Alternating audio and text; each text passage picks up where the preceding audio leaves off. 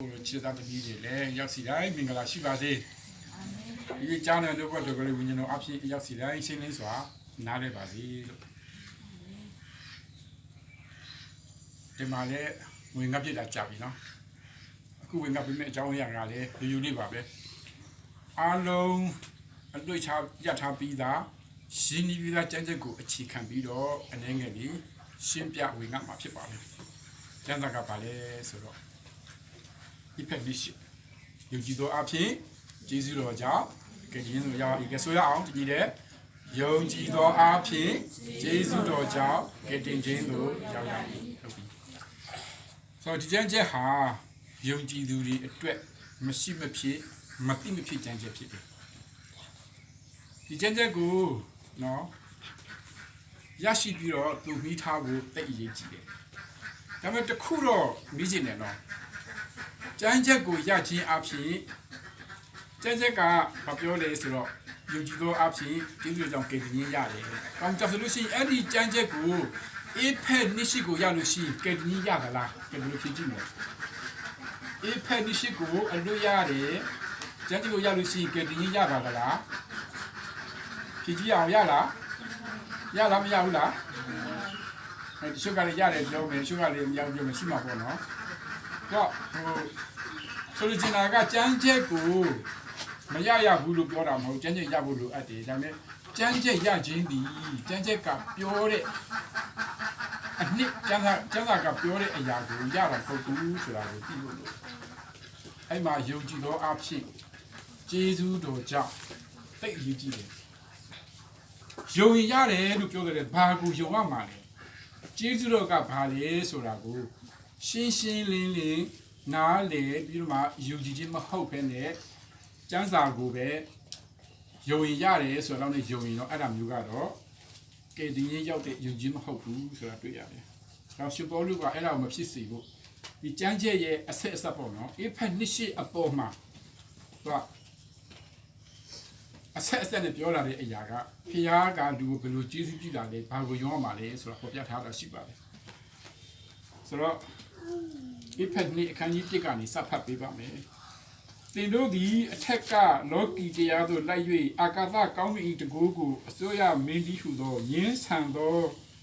除了那表面到问你一路的你，就是一边都来进来加月拖，就是一边来地里新到顶多个，这样个就差吧。阿你们阿个咋，这哥哥所以的名是不都股票啦嘞，买那股票啦。那个人参到都是基本上为你说的不是股票嘞，买那股票嘞。说一老家股所谓的培养，那三年买那股票了喏，一老家所谓的面，不要讲实交了，各种办法所谓的事情。三年家咯，一老家股所谓把事嘞，所谓的面就讲啥股票嘞。那个人参到都是基本上为你讲啥股票嘞都，出到股人参钱多的，出到股那么看多的路。表平比的，是吧？为人这个，比如为人做不，啥人表达不这个。哎，你为人阿路呢，你就这么说，这钱个，那都路过，来比如，都是一边来地里心里的，不要个表达了这个。然后这钱个就这么说哈，这苦个都吃到个没地的的钱，吃到个没用地的钱嘛，啊，这个就这么说，只要是来哈，那嘛那一路呢，你都是一边嘛进来，比如。特別嘛，變呢一條ဖြစ်嘅，所以呢個事情呢啲嗰度。那拖車啊，啊在線裏面，巴拉路上裏面，看到阿片路上裏面，但係呢度拍一下面嘛咯，揾一下，啊變嚟變嚟嘅，所以對啊，ဖြစ်嘅。အဲ့ဒီမှာအဲ့ဒီချိန်ကအသက်တာဘယ်လိုရှိလဲဆိုတော့အငယ်သုံးမှာပါဆက်ပြောတယ်ဆိုတော့ထိုရင်းဆန်တော့ဒီလိုနေကွာငါလို့ရှိနေများဒီအထက်ကကိုကာယအလိုလို၎င်းစိတ်ဤအလိုလို၎င်းလိုက်တဲ့ဖြင့်ကာမဂုဏ်တို့၌ကျင်နေဖြစ်၍ကျွင်းသောသူတို့ကဲ့သို့ပင်ပဂရိတိုင်းအမျက်တော်ခံလို့ဖြစ်ကြတယ်။ဆိုအချိန်တွေတော့လူတိုင်းလူတွေဟာကျွန်တော်တို့အပအဝင်ကိုအလိုကိုလိုက်တယ်စိတ်အလိုကိုလိုက်တယ်ကာမဂုဏ်နဲ့ကျင်နေတယ်လို့ကျမ်းစာကပြောထားတယ်။ဟုတ်မဟုတ်ဘယ်သူမဆိုကိုအလိုကိုမလိုက်တဲ့လူတရားမှမရှိဘူးနော်။ဒါဆိုရင်စာရန်အလိုလိုက်ပြီးသားပဲ။နောက်ကစိတ်အလိုကိုမလဲတဲ့လူတွေတရားမှမရှိဘူးနော်ကာမဂုဏ်ဆိုတာလေလောကသားတွေနဲ့ကျင်းတာမရှိဘူးဒါဆိုတော့လူတိုင်းဟာစာရန်ရဲ့အလိုနဲ့အညီပဲအသက်ရှင်နေ နားလေရတယ်အဲ့ဒီခါကျတော့ဘာပြောတဲ့ကျမ်းစာကဂတိအတိုင်းအမျက်တော်ခံတဲ့သူဖြစ်တယ်အကယ်၍သာထိုအချိန်မှာကျမတို့ကခရစ်တော်ကိုမရဘဲနဲ့သေသွားခဲ့လို့ရှိရင်ဖယားသခင်ရဲ့အမျက်တော်ကိုဂတိအတိုင်းခံရမယ့်သူတွေဖြစ်တယ်ဂတိအတိုင်းဆိုဖယားသခင်အမျက်တော်တပြားမှမလျော့ဘူးနောက်ဆုံးသောကာလမှာအလင်းမရှိမပြတ်တဲ့ထမြောက်ပြီးအဲ့အမျက်တော်တရားစီရင်ခံပြီးတော့ငရဲကိုသွားမှာဆိုတော့တိတ်ကြောက်ဖို့ကောင်းတယ်နော်တစ်ချိန်ကကျွန်တော်အဲ့ဒီအခြေအနေမျိုးရှိခဲ့တယ်မိမိကိုယ်ဘလောက်ပဲကောင်းတယ်လို့ထင်ခဲ့ပါသည်ဘုရားသခင်အမြင်မှာကတော့စာတန်ဝိညာဉ်အလိုနဲ့အညီအသက်ရှင်ပြီးတော့အပြစ်မှာသိနေတဲ့သူတွေဘုရားသခင်အမျက်တော်ခံရတဲ့သူတွေဖြစ်တယ်လို့ကျမ်းစာကအတိအလင်းပြောထားတယ်ဒါကလူရဲ့ပဂတိအခြေအနေဆိုတော့အဲ့ဒီမှာဘုရားဗာဆက်ပြောတယ်ဆိုတော့အငယ်လေးမှာတို့တော်လေခရုဏာတို့ကြွရတဲ့ဘုရားသခင်ငါတို့ကိုချစ်တော်မူတဲ့မေတ္တာတော်အဖြစ်နဲ့တော့ကိုချိုးရတဲ့သူတွေအမျက်တော်ပဂတိခံထိုက်တဲ့သူတွေဘုရားခရုဏာကြွယ်တယ်ချစ်တယ်ခရုဏာကြွယ်ဝတော်မူသောဘုရားသခင်ဒီငါတို့အချစ်တယ်မဟာမေတ္တာတော်နဲ့ချစ်တယ်အငယ်လေးမှာပြောတယ်ပြီးတော့ဗာဆက်ပြောတယ်ဆိုတဲ့အခါကျတော့အဲ့လိုချစ်တဲ့အတွက်တဲ့နော်အငယ်ငါးမှာဒုစရိုက်အပြစ်နဲ့တည်လျက်ရှိသောငါတို့ကိုခရစ်တော်နဲ့အတူအသက်ရှင်စေသည်ဘုရားရှင်နာမတော်ဘုန်းကြီးပါတယ်ဒါပဲအပြစ်မှာတည်နေတဲ့သူတွေငရဲသွားပြီးတော့ထာဝရတည်ခြင်းကိုခံထိုက်တဲ့သူတွေဟာဖခင်ရဲ့မေတ္တာတော်ကြောင့်နော်ဖခင်ရဲ့ဂရုဏာတော်ကြောင့်အပြစ်မှာတည်နေတော်လေခရစ်တော်အဖြစ်ပါဖြစ်တယ်အသက်ရှင်စေတယ်ဒါကြောင့်ဒီနေ့ကျွန်တော်တို့ဟာခရစ်တော်နဲ့အတူအသက်ရှင်နေတယ်လေခရစ်အပူပိုမူဆိုဒီလိုခရစ်တော်နဲ့အတူအသက်ရှင်နေတာကဘုရားသခင်ရဲ့ကျေးဇူးတော်ဖြစ်တယ်ဒါကြောင့်မလို့ကျမ်းစာကပြောတယ်ယုံကြည်သောအဖြစ်ကျေးဇူးတော်ကြောင့်ကဲ့တင်ဆိုရောက်လာ၏ဆိုတဲ့ကျမ်းစာပြောတာရဲ့တကက်ဒီနေ့တဲ့အဓိပ္ပာယ်ကအခုနအထက်ကပြောခဲ့တဲ့အတိုင်းငါတို့ဟာအပြစ်သားဖြစ်ပါလားအမျက်တော်ခံထိုက်ပြီးတော့ငရုတ်သွားထိုက်ပါလားဘုရားသခင်ရဲ့မဟာမြတ်တော်အဖြစ်ငါတို့ကိုသေနေတဲ့နေရာဒီပြီးတော့အသက်ရှင်စီပါလားဆိုတော့အဲ့ဒါကိုမသိဘဲနဲ့ဘယ်လိုလုပ်ကျွန်တော်တို့ယုံပါလဲအဲ့ဒီအရာကိုရှင်းရှင်းလင်းလင်းသိဖို့လိုတယ်ဖယားသခင်ရဲ့မဟာဂရုဏာတော်အဖြစ်သူ့ရဲ့မေတ္တာတော်အဖြစ်သေနေတဲ့ငါတို့ကိုဖယားရှိမှအပြစ်မှာသေနေတဲ့ငါတို့ကိုငရဲသွားထိုက်တဲ့ကျွန်တော်တို့ကိုပဂတိအတိုင်းအမျက်တော်ခံထိုက်တဲ့ကျွန်တော်တို့ကိုဖယားကခရစ်တော်နဲ့တူအသက်ရှင်စေတယ်တဲ့အတ္တကျေးဇူးတော်အဲ့ဒါကိုသိဖို့လိုတယ်အဲ့ဒီကျေးဇူးတော်ကိုရှင်းရှင်းလင်းလင်းသိဖို့လို့ယုံဖို့လိုတယ်ဒါသိအရေးကြီးတဲ့အချက်ဖြစ်တယ်နောက်တစ်ခါဗတ်ဆက်ပြောသေးတယ်ဆိုတော့အငယ်6မှာဘာပြောလဲဆိုတော့ယေရှုခရစ်အားဖြင့်ငါတို့ကိုထမြောက်စေ၍တဲ့ကောင်းကင်အရာ၌နေရာပေးတော်မူသည်ကဲဘယ်တော့ကောင်းလဲတကယ်တော့ပဂတိကအမျက်ကိုခံပြီးတော့ငရဲကိုတတ်တဲ့ကျွန်တော်တို့ဘုရားသခင်ဘာဖြစ်လဲသူခရစ်တော်နဲ့အတူထမြောက်စေပြီးတော့ကောင်းကင်အရာမှာနေရာပေးတယ်ဟာလေလုယာဘုရားရှင်နာမတော်ဘုန်းကြီးပါစေအာမင်ချစ်တော်ဒီမှာတို့ယေရှုခရစ်ဟာကျွန်တော်တို့အသေးခံခဲ့တယ်သူဟာသုံးရမြောက်သောနေ့မှာတကြွချင်းခံပြီးတော့ကျမ်းစာလာတဲ့အတိုင်းသုံးရမြောက်သောနေ့မှာဖြစ်တယ်ထမြောက်သွားတယ်သူအသေးခံတဲ့အချိန်မှာကျွန်မအပြစ်သားကိုသူနဲ့အတူတပါးကြီးအသေးခံစီတယ်လို့ကျမ်းစာကပြောထားတယ်အဲ့ဒီအရာကဘာမှတွေ့နိုင်လဲဆိုတော့ဂလာတိ20မှာကျွန်တော်တို့ကြည့်အောင်ငါသည်ခရစ်တော်နဲ့အတူလက်ဝါးကတ်တိုင်မှာအသေးခံပြီတဲ့အဲ့ဒါငါဆိုတာပါလေငါလူဟောင်းကခရစ်တော်အသေးခံစေကသူနဲ့အတူလက်ဝါးကတ်တဲ့မှာဘုရားသခင်ကအသေးသက်ခဲ့တယ်အသေးခံတယ်ဆိုတာကိုပြောနေတာဖြစ်တယ်တော့ဂလာတိ20ကိုရတော့လေထီတို့အရာကိုမသိလို့ရှိတဲ့အဓိပ္ပာယ်မရှိဘူးငါသည်ခရစ်နဲ့အတူတော့ကလေးမှာအသေးခံဆိုငါရဲ့လူဟောင်းကခရစ်တော်အသေးခံတော့ခရစ်နဲ့အတူသေသွားပြီအဲ့လူဟောင်းသေသွားပြီသို့တော်လည်းအသက်ရှင်သေး၏လို့ကျမ်းစာဆက်ပြောတယ်လူဟောင်းသေသွားပြီသို့တော်လည်းအသက်ရှင်တာကလူဟောင်းမဟုတ်တော့ဘာဖြစ်သွားလဲလူသစ်ဖြစ်သွားတယ်ခရစ်နဲ့အတူထမြောက်တဲ့လူသစ်အသက်ရှင်တာကိုပြောတာဖြစ်တယ်အဲ့ဒီလူသစ်ဖြစ်ဖို့ဘုရားကဘလောက်ကြီးစုပြုတယ်တကယ်တော့ဟိုးအောက်ကိုသွားထိုက်ရင်နော်ငရဲကိုအဝီစီကိုသွားထိုက်တယ်ဒါမှမဖြစ်လေဘုရားသခင်ကထမြောက်စေတယ်ထမြောက်ရုံမကဘူး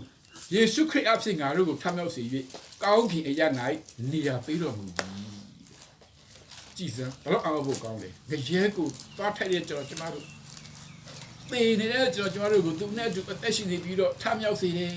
လူသစ်ဖြစ်စေတယ်ပြီးတော့ကောင်းကင်အရက်မှာနေရာပေးတော်မူတယ်လို့ပြောတယ်အဲ့ဒါကဲ့တင်ခြင်းငရဲကကဲ့တင်ပြီးတော့ကောင်းကင်အရက်ကိုပို့လိုက်တာအဲ့ဒါကဲ့တင်ခြင်းနေရာပြောင်းသွားတယ်ငါတို့သွားမယ့်နေရာကငရဲဒါပေမဲ့ဘုရားသခင်ကသူတို့ခရစ်လူထပ်မြောက်စီပြီးတော့နေရာပြောင်းပြီးတော့ပို့လိုက်တာကကောင်းကင်အရက်ဒါကြောင့်မလို့အဲ့ဒါကဲ့တင်ခြင်းအဲ့ဒါနေရာပြောင်းရွှေ့ပေးခြင်းဖြစ်တယ်ငရဲမှာကောင်းကင်တို့ဖခင်ကအဲ့ဒီလိုကဲတင်ပေးတယ်အဲ့ဒီအရာကိုသိပြီးတော့ယုံတဲ့သူသားတွေယုံကြည်သောအဖြစ်ကျေးဇူးတော်ကြောင့်ကဲတင်ရောက်တယ်ဆိုတာကိုရှင်းလင်းစွာနားလည်တဲ့သူဖြစ်တယ်ဒါအခုနကပြောတဲ့ကျမ်းစာရတာကောင်းပါလေဒါပေမဲ့အဲ့ဒီအရာကိုမသိဘူးနဲ့ယုံရတာပေါ့ဆိုတော့ကတော့အဓိပ္ပာယ်မရှိဘူးဒါကြောင့်မလို့ရှင်းရှင်းသိဖို့လိုပါတယ်အပြစ်သားပ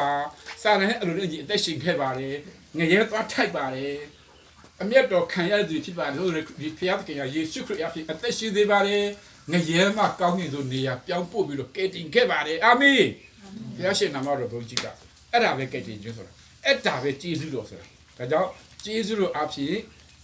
ယုံကြည်တော်အဖြစ်ကျေးဇူးတော်ကြောင့်ကယ်တင်ရောက်တယ်ဆိုတာအဲ့ဒါပဲ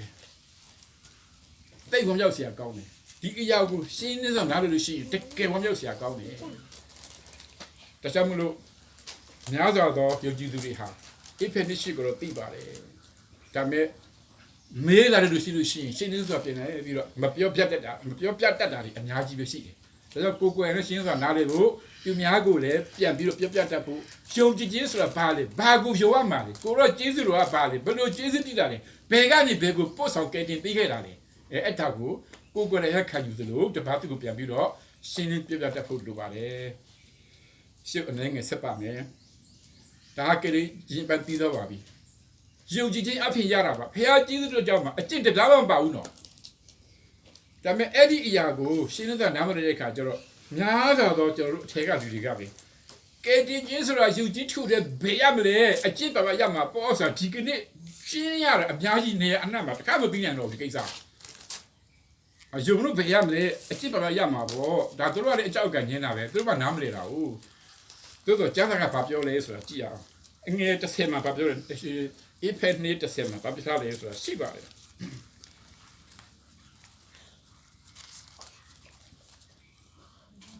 ငါတို့သည်ကောင်းသောအကျင့်တို့ကိုကျင့်ရမည်အကြောင်းယေရှုခရစ်၌ပြုပြင်တော်မူရာဖြစ်ကြ၏အဲ့မှာငါတို့သည်သိုးသောအကျင့်ကိုကျင့်ရမည်အကြောင်းငါတို့သည်ကယ်တင်ရောက်ပြီးတော့တိုက်တော်နေဖို့အကြောင်းဘုရားသခင်ပြင်ဆင်တယ်လို့ပြောဘူးငါတို့သည်ကောင်းသောအကျင့်ကိုကျင့်သည့်အကြောင်းဘာဖြစ်လဲယေရှုခရစ်၌ဘာဖြစ်လဲပြုပြင်တယ်အဲ့ဒါကိုသိဖို့လိုတယ်ခုနကယ်တင်ပေးတာအခမဲ့တော့ယုံကြည်တစ်ခုတည်းနဲ့ပေးတာအကျင့်တော့မပါဘူးဒါပေမဲ့ကယ်တင်ရောက်သွားပြီးပြီဆိုလို့ရှိရင်အသစ်ဖြစ်ပြီးပြီဆိုလို့ရှိရင်ကိုယ်တောင်းကပါလေကျမ်းစာပါပြောတယ်ကောင်းသောအကျင့်တို့၌ကျင့်တယ်ဘုအဲ့ဒီမှာအကျင့်ပါလာပြီဒါကယ်တင်ပိုင်းဖို့တော့အသက်တာပဲလို့ပြောနေတာဖြစ်တယ်နောက်တစ်ခါထိုကောင်းသောအကျင့်တွေငါတို့ဒီကျင်လည်ရမည်အကြောင်းဘုရားခင်ဒီငါတို့ကိုပြင်ဆင်တော်မူနေပြီအသက်တာမှာဒီကောင်းတဲ့အကျင့်၌ကျင်လည်ဖို့ဘုရားသခင်ငါတို့ကိုပြင်ဆင်တော်မူနှင့်ပြီလို့ပြောထားတာအဲ့မှာနှင့်ဆိုတာလို့သတိပြုပါစားနှင့်ပြီဆိုစားကြိုစားထားတာသွားနှင့်ပြီဆိုကြိုပြီးတော့သွားထားတာတောင်ပြင်ဆင်တော်မူနှင့်ပြီဆိုဘုရားကကြိုပြီးတော့ပြင်ဆင်ထားတာကောင်းသောအကျင့်ကိုမကျင့်မီကြတဲ့ကနော်လူသည်အဖြစ်ဖို့ဘုရားကကြိုပြီးတော့ပြင်ဆင်ပေးထားတာအဲ့ဒါကကောင်းသောအကျင့်မှာကျင့်နေဖို့ဖြစ်တယ်။ဒါကြောင့်မလို့ဘုရားငါတို့ကိုကယ်တင်ပေးခဲ့တယ်ခရစ်နဲ့အတူထမြောက်စေတယ်လူသည်ဖြစ်စေတယ်အဲ့ဒီလိုကြိုတင်ပြင်ဆင်ထားတာကအသက်တာမှာကောင်းသောအကျင့်ကိုကျင့်ဖို့ဖြစ်တယ်ဆိုအရောက်ဆက်ရှင်းဆိုတာနားလည်လို့ဒါကြောင့်မလို့ဒီအရာကိုနားလည်ပြီးဆိုလို့ရှိရင်ယုံကြည်ခြင်းဒီကယ်တင်ခြင်းအတွက်ပါလားကောင်းသောအကျင့်ဒီကယ်တင်ရပြီးသောသူရဲ့ခရိယံအသက်တာမှာလက်လျှော့မဲ့အသက်တာဖြစ်ပါလားဆိုတော့ကောင်းမှုကပိုင်းခြားနားလည်ပါလို့ရှိရင်ကယ်တင်ခြင်းမှာယုံကြည်ခွင့်ပေးရမလဲအကျင့်ပါမှာရပါဘယ်တော့မှအဲ့လိုပြောအောင်ဟုတ်တော့ဘာဖြစ်လဲကောင်းစွာနားလည်သွားပြီလေယုံကြည်ခြင်းဒီကယ်တင်ခြင်းအတွက်ကောင်းသောအကျင့်ဒီကယ်တင်ရပြီးသောသူရဲ့ခရိယံအသက်တာအတွက်တက္ကန္တစီဖြစ်တယ်ဆိုတာကိုရှင်းစွာနားလည်ဖို့ကျမ်းစာကပြောထားတာဖြစ်တယ်ဒါကြောင့်မလို့ယနေ့ကျွန်တော်တို့ယုံကြည်သူရဲ့မိမိအသက်တာမှာတော့သူတပါးကိုပြန်တဲ့တက်တဲ့ခံခြင်းလို့ငါတို့တော့နော်ဖယားသခင်ကရှင်းလင်းစွာတက္ကန္တစီတို့တော့တစ်ဆက်တည်းပေါ့နော်တက္ကန္တစီပြောထားတဲ့အရာကိုတမန်တရားကိုမှန်ကန်စွာပိုင်းခြားနားလည်ဖို့လိုပါတယ်ဒါမှမဟုတ်ယနေ့ပေးခြင်းနဲ့ message ကနော်ယုံကြည်အဖြစ်ကယ်တင်ရောက်တယ်ဆိုရင်မှာယုံရတာပေါ့ဆိုပေါ့လို့မဟုတ်ပါဘူး အထက်မှာပြောခဲ့သလိုအပြစ်သားဖြစ်တယ်အပြစ်မှာသိနေတယ်ဖခင်ရဲ့မြစ်တာတော်ကြောင့်နော်ဖခင်ရဲ့မဟာဂိယုဏတော်ကြောင့်မဟာပြည့်တော်ကြောင့်သေနေတဲ့အဖြစ်ကနေပြီးတော့ခရစ်နဲ့အတူချမ်းမြောက်တဲ့သူတွေဖြစ်သွားတယ်ကောင်းတဲ့အရာမှနေရာပေးခြင်းခံရတယ်ဒါကိုယုံရတယ်အဲ့ဒါကကျေးဇူးတော်ဆိုတာသိရတယ်ပြီးတော့မှခုနပြောခဲ့သလိုထိုကဲ့သို့ကျေးဇူးတော်ခံရပြီးယုံကြည်ခြင်းဖြင့်ကယ်ရရပြီးနောက်ပိုင်းမှာအသက်တာမှာလည်းဆက်လက်ပြီးတော့ကောင်းသောအကျင့်နဲ့အသက်ရှင်ဖို့ဖြစ်တယ်အဲ့လိုအသက်ရှင်ဖို့ဘုရားသခင်ကကြိုတင်ပြင်ဆင်ထားခဲ့တာဖြစ်တယ်ဆိုတာကို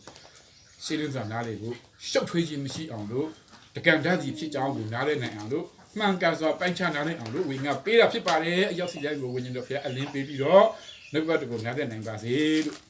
ရောက်စီတိုင်းကိုယေရှုနာမနဲ့ကောင်းချီးပေးပါတယ်ဘုရားရှိခိုးနာမတော်ဘုန်းကြီးပါစေအားလုံးကိုကျေးဇူးတင်တယ်အာမင်